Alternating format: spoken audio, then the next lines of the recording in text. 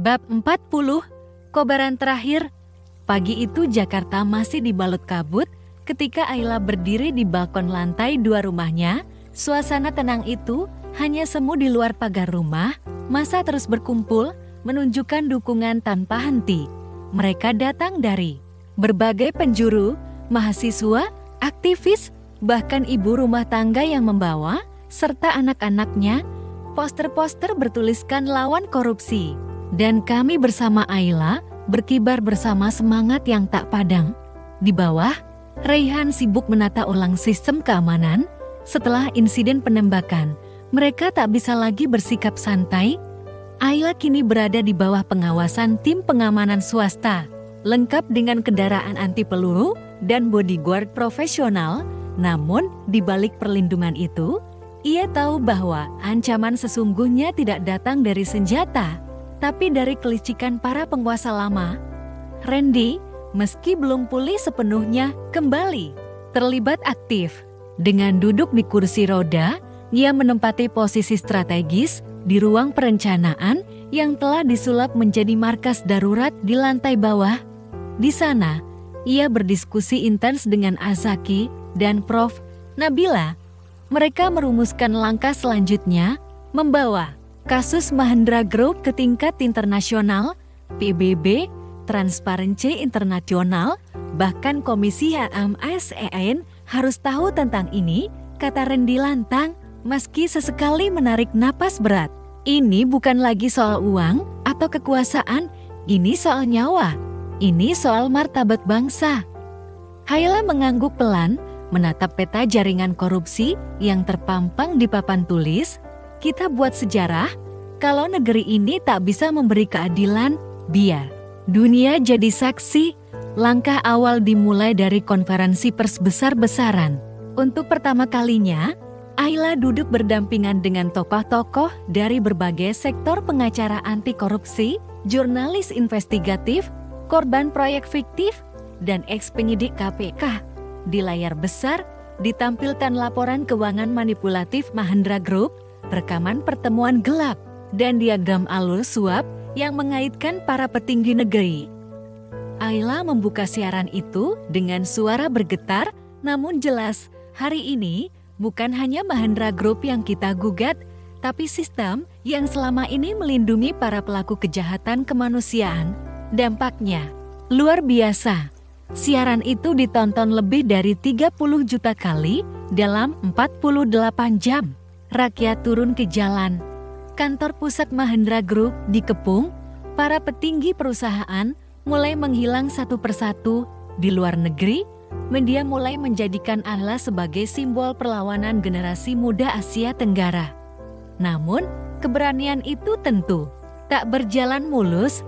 Malam berikutnya, Ayla menerima pesan singkat di ponselnya tanpa nama pengirim. Hanya satu kalimat, kau akan kehilangan lebih dari yang kau perjuangkan. Ketika ia menunjukkan pesan itu kepada Azaki, wajah pria itu mengeras. Mereka akan main kotor. Mereka sudah tak punya apa-apa lagi selain kekerasan, ujarnya. Pagi berikutnya, ancaman itu jadi nyata. Rumah Ibunda Ayla di Bogor dilempari batu, beberapa jendela pecah. Meski tak ada korban, peristiwa itu menyulut amarah rakyat. Media menyebutnya teror pengecut terhadap ibu pejuang. Meski terguncang, Ayla menolak untuk mundur. Justru dari situ, semangatnya makin membara. Kalau mereka berani menyakiti orang tuaku, maka aku akan buat seluruh dunia tahu siapa mereka sebenarnya. Beberapa hari kemudian, Koalisi Transparansi Nasional resmi mengirimkan berkas-berkas investigasi ke Geneva. Mereka menerima konfirmasi bahwa akan ada sidang khusus di Dewan HAM PBB dan Komisi Anti Korupsi Internasional. Sementara itu, tekanan terhadap DP memuncak. Ia dijadikan tahanan rumah. Rumah bawahnya kini dijaga aparat, beberapa rekening dibekukan, bahkan istrinya diketahui telah kabur ke luar negeri bersama anak-anak mereka. Namun DP masih mencoba negosiasi. Ia mengutus pengacaranya untuk bertemu Raihan. Dia ingin bertemu Ayla. Hanya mereka berdua. tidak di depan media. Setelah berpikir cukup lama, Ayla menyetujui, tapi dengan syarat, tempat dan waktu ditentukan olehnya. Pertemuan itu akhirnya diatur di ruang netral milik Komnas HAM dengan pengamanan ketat. Di ruangan itu, Ayla berhadapan langsung dengan Dapeti untuk pertama kalinya sejak semuanya terbongkar. Pria itu kini tampak rapuh, wajahnya pucat, rambutnya acak-acakan. Ia tak lagi terlihat seperti raja korporasi yang dulu disegani. "Aku tak ingin mati di penjara," katanya sambil menunduk. "Lalu bagaimana dengan orang-orang yang mati karena kelalaianmu? Proyek jembatan yang ambruk? Dana bantuan bencana yang diselewengkan?" Suara Ayla tajam. "Aku bersalah, tapi aku masih bisa memperbaiki semuanya. Aku akan serahkan semua saham. Aku akan pergi jauh. Aku tak akan kembali ke negeri ini." Ayla menatapnya dalam diam. "Kau pikir ini soal saham? Ini soal keadilan, bukan untukku, tapi untuk semua yang kau hancurkan." David menutup matanya. Ia tahu tidak ada lagi pintu keluar.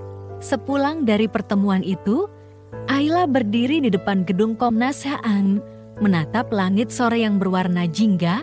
Ia membuka ponsel dan membuka draft tulisan yang telah ia tulis selama berbulan-bulan, sebuah buku, memoir, cinta, dendam, dan gairah keadilan. Dalam kata pengantar yang baru, ia lengkapi, tertulis, "Ini bukan cerita tentang satu wanita, ini adalah suara mereka yang selama ini dibungkam, ditindas, dan dilupakan. Ini kisah kita semua." Malamnya, dalam sesi wawancara dokumenter, seorang jurnalis bertanya, "Jika semua ini harus dibayar dengan hidupmu, apakah kau masih akan melanjutkan?" Ayla terdiam sejenak. Ia menatap kamera. "Aku tidak ingin anak-anakku jika suatu saat aku punya hidup dalam negara yang dibangun dari kebohongan. Aku rela kehilangan segalanya asal mereka bisa tumbuh dalam kejujuran."